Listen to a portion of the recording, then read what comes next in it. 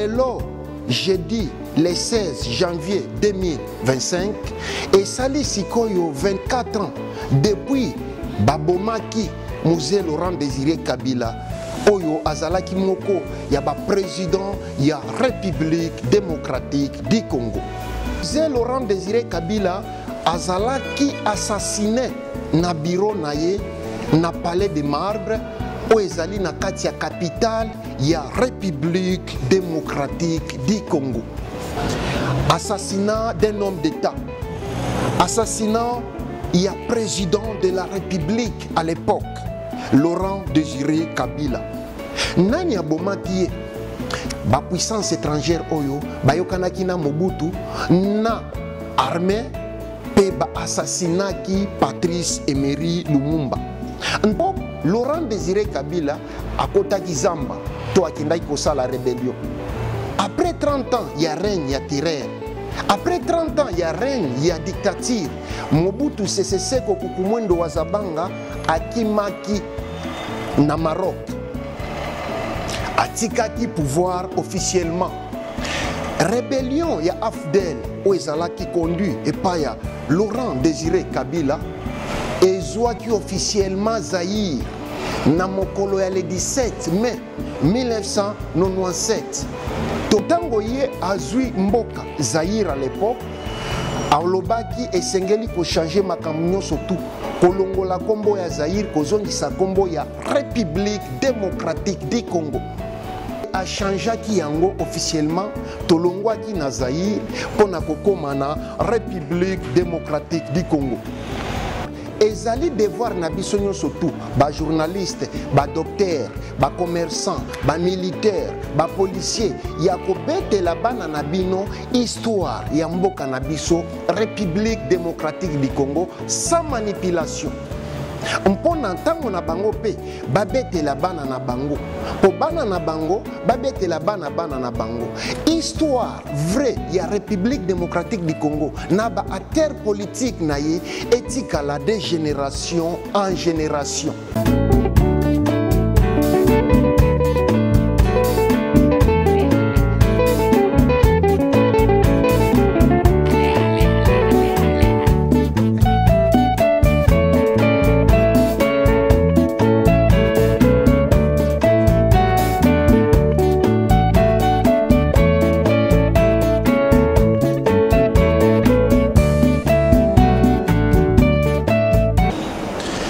Batata, ba mama, bandeko wa bolingo, mbote na bino.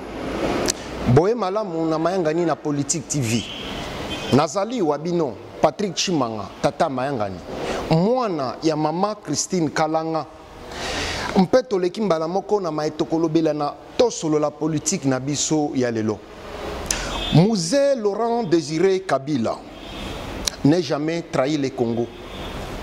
Le 16 janvier 2001, le 16 janvier 2025, 24 ans depuis que Mwana Mboka, Musée Laurent Désiré Kabila, président de la République à l'époque, azalaki assassiné ento babomaki na biro na ye kuna na engumba ya Kinshasa na palais de marbre. Musée Laurent Désiré Kabila abotamaki na 1939. Azalaki acteur ya histoire congolaise to azalaki moko ya ba acteur ya histoire politique congolaise.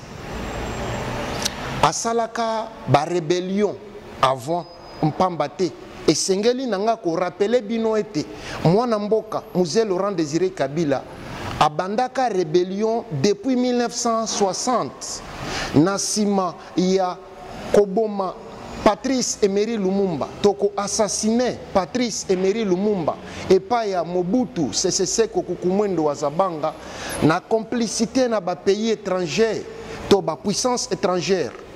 Mwana Mboka Musée Laurent Désiré Kabila azalaki d'accord na Mobutu te akindaka na Zamba kokinda ko sala ba rébellion asalaka rébellion ezalaka na kombo ya gorilla.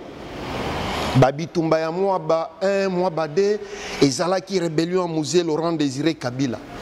Mais malheureusement, rébellion ya bandaka na bandeli et memaka na succès te pambate Mobutu Sese Seko Kukumwendo wa Zabanga azalaki na soutien militaire ya ba américain, azalaki na soutien militaire ya ba européen, ba ekrazaki rébellion na ye à l'époque et puis akimaki na ye akomaki kokende kovanda na ba montagne. Mobutu Sese Seko Kukumwendo wa Zabanga akobaki na dictature na ye nto asalaki 30 ans ya dictature.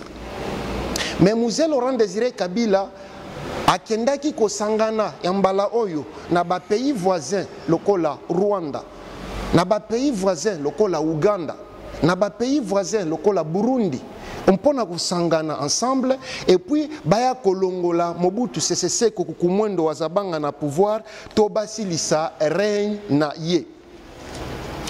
Tango bango bayaki, bien sûr Mobutu azalaki déjà kolemba, azalaki sous makasi te, armée azalaki organisée te, azalaki vraiment désorganisé et akimaki na Maroc et mwana mboka Mzee Laurent Désiré Kabila akomaki officiellement président de la République na mokolo ya le 17 mai 1997. Tango ya akomaki président de la République alamuisaki espoir mingi kati ya ba Congolais. La mwisaki elikia mingi na kati ya ba Congolais mpona kosala pays ya sika to ekolo ya sika. Boyeba ete na dictature ya Mobutu Sese Seko Kukumwendo wa Zabanga tango asalaki coup d'état et tango akomaki président abongolaki kombo ya mboka, alongolaki yango na République démocratique du Congo pe ye asirnomaki yango Zaïre to ekomaki République du Zaïre. Mais tango mwana mboka Mzee Laurent Désiré Kabila abengani Mobutu asilisi règne na ye azongisaki kombo ya bakoko un kombo ya République démocratique du Congo. Nakozwa bino ngonga mulai te mpamba te soki nalobi nakota na détail ya histoire ya Mzee Laurent Désiré Kabila kobandela de zéro tina suka tokolala awa tokosala une semaine tokosala un mois kaka ya oyo mena ko betela bino to na kolobela ba point nécessaire oyo esali ete acteur politique oyo mwana mboka oyo Mzee Laurent Désiré Kabila atikala na mitema ba Congolais pona libela n'est jamais trahi le Congo. Ntango mwana mboka Mzee Laurent Désiré Kabila azwaki pouvoir ba Congolais misusu ntobato misusu bazalaki kosepela na lolenge na ye ya kosalela makambo to bazalaki kosepela na régime na ye façon na ye ya kokumbela makambo discipline na ye bazalaki kosepela nango mpe boyeba lisusu ete ba Congolais misusu bazalaki na bango kosepela na ye te basepelaki na esaleli na ye makambo te basepelaki na régime na ye te oyo ezali normal par rapport ya changement oyo ye Mzee Laurent Désiré Kabila n'est jamais trahi le Congo alakaki na population tango azali koya na nzela. Pona bino baye boyebi histoire te to bano babotami mikolo boyeba ete tozalaka na président moko ya kala na kombo ya Mobutu Sese Seko Kukumwendo wa Zabanga et asalaka 30 ans ya dictature, 30 ans ya impunité, 30 ans ya koboma mboka et ezana mutu moko atse decidaki pona koya kotia point na dictature wana pona ko stopper dictature wana et mutu wana kombo na ye ezali Mzee Laurent Désiré Kabila n'est jamais trahi le Congo. Mystère sur l'iwa ya Mzee Laurent Désiré Kabila. To mystère sur assassinat naye Mzee Laurent Désiré Kabila. Pona histoire. Mwana mboka azalaka assassiné na mokolo ya le 16 janvier 2001. Ndenge na uchi koloba babomaki na bureau na ye ya musala kuna na capitale ya République démocratique du Congo na kombo ya Kinshasa na palais de marbre nde bisika azalaka assassiné. Assassinat d'un homme d'État, président de la République à l'époque, Mzee Laurent Désiré Kabila. et pas il y a moko ya bagarde na ye commandité bien sûr par Rwanda et puis ba pays étrangers. Garde corps selon histoire officielle oyo abomaki Musée Laurent Désiré Kabila ba pesi biso kombo ya Rachidi Mizel Kasereka. Bayebisi biso ke Rachidi Mizel Kasereka mutu abetaki Musée Laurent Désiré Masasi to Masasi ebomaki Musée Laurent Désiré Kabila eutaki na munduki ya moko ya bagarde di corps na ye na kombo ya Rachidi Mizel Kasereka yende abetaki Musée Laurent Désiré Masasi mena sima ya koboma Musée Laurent Désiré Kabila alingaki kokima mpamba te esengeli na bino boyeba ete liwa ya Musée Laurent Désiré Kabila ezalaki voulu planifier organiser et pas ya ba puissance étrangère et pas ya ba puissance régionaux et pas ya ba relais locaux. Alors ntango ya bomiye alingaki akima pour rejoindre équipe au basalaki na bango complot po bakatisa na Brazzaville bakende kopesa rapport et pas ya baye batindaki bango kasi yepe babetaki ye masasi na mokolo yango Rachidi Mizel Kasereka to babomaki yepe na mokolo yango nani moto abomaki ye azalaki pe assassiné to babetaki ye masasi et pas ya colonel Edi Kapend à l'époque. Colonel Edi Kapend o azalaki chargé na sécurité ya mwana mboka Musée Laurent Désiré Kabila. Lelo oyo colonel Kapend azali général et puis azali commandant ya 24e région militaire kuna na ngambu ya Katanga.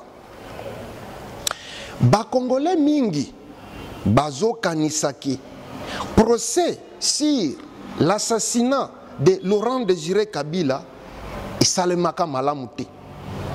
Ba Congolais mingi bazo kanisaki procès sur assassinat ya Laurent Désiré Kabila ti lelo oyo etikala te ko répondre ba question nyonso oyo ba Congolais ba mi posaki sur yango.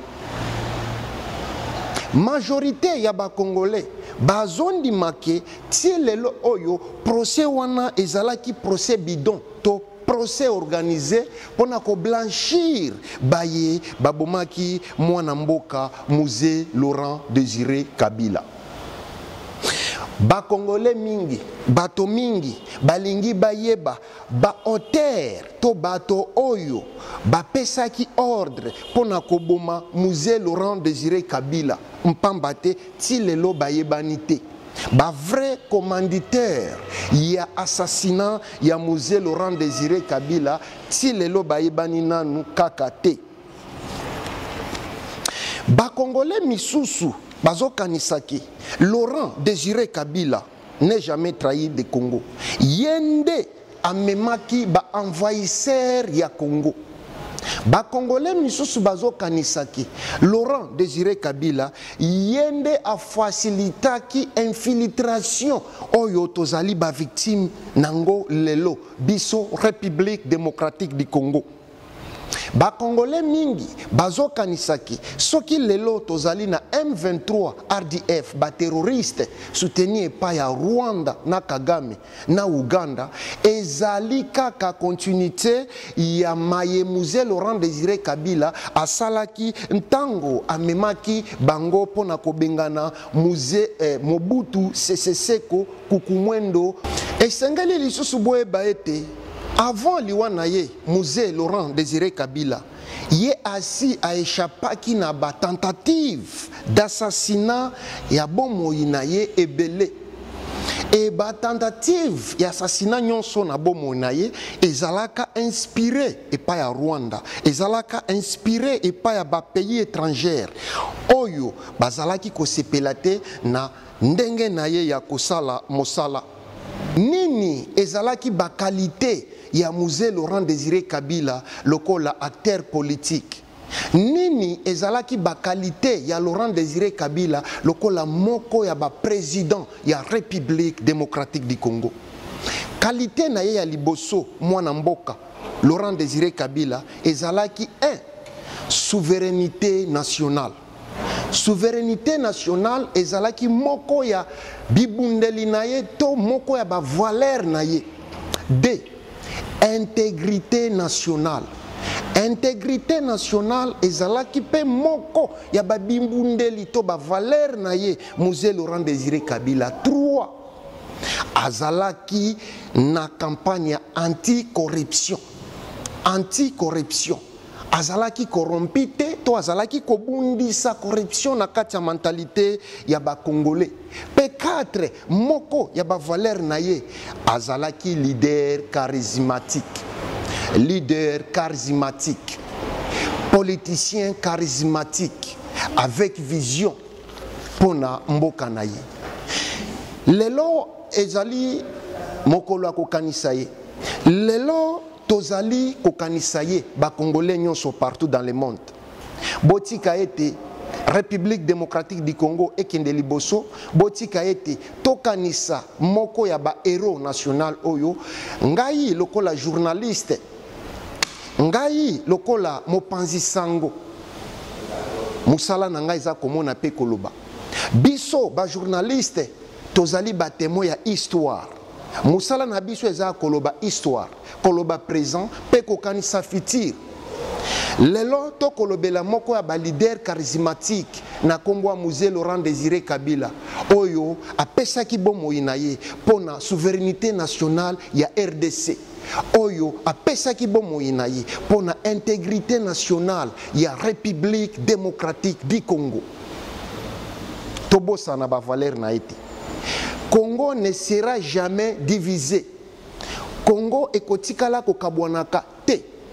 Yango na kosenga na bino nyonso tu ba acteurs politiques, population congolaise, ba militaires, ba policiers, bino nyonso tu bolata esprit ya Mzee Laurent Désiré Kabila n'est jamais trahi le Congo. Tobunda bitumba oyo tina suka mpamba te. Laurent Désiré Kabila alobaki la guerre sera longue et populaire. Oui, la guerre sera longue et populaire. Na pesimbote na bawazalendo na katia Est République démocratique du Congo. Na pesimbote na FRDC mampinga ya ekolo bendele ko yate. Toko mema bitumba oyo agression bisike utaki na Rwanda. Toko mema bitumba agression bisike utaki na Uganda. Tobosana Mzee Laurent Désiré Kabila te. Azali moko ya ba héros national. Maye asali ekotika la de génération en génération na mitema ya ba Congolais. Alors, na komema bino ngonga mulaite, to na kozwa bino ta mulaite. Ndenge na lobaki kimia ezala na République démocratique du Congo. Nzambe apambola République démocratique du Congo. Nzambe apambola mampinga ya ekolo. Nzambe apambola bawazalendo. Congo ekolonga toujours. Congo ekolonga toujours. Alors bino classe politique toza nango lelo esengeli boye kola na Mzee Laurent Désiré Kabila. Bino classe politique aba traître o toza nango lelo boko zwa misolo contre pays na bino, boko travailler contre pays na bino esengeli bo changer bizaleli. Bolanda ndakisa ya mwana mboka Mzee Laurent Désiré Kabila n'est jamais trahi le Congo. Alors, naeki na lombango pona koyebisa bino ete lelo ezali commémoration ya Mzee Laurent Désiré Kabila 24 ans après assassinat na ye. Ngana bino tomonani mbalasima nazana attitude ya mawa, nazana attitude ya pasi na kopesa mbote te. Mpo nazana attitude ya mawa nazoko kanisa Mzee Laurent Désiré Kabila n'est jamais trahi le Congo. Batata ba mama bandeko wa bolingo nazali wabino Patrick Chimanga tata Mayangani mwana ya mama Christine Kalanga mpe tomonani mbalasima. Merci beaucoup mpe goodbye.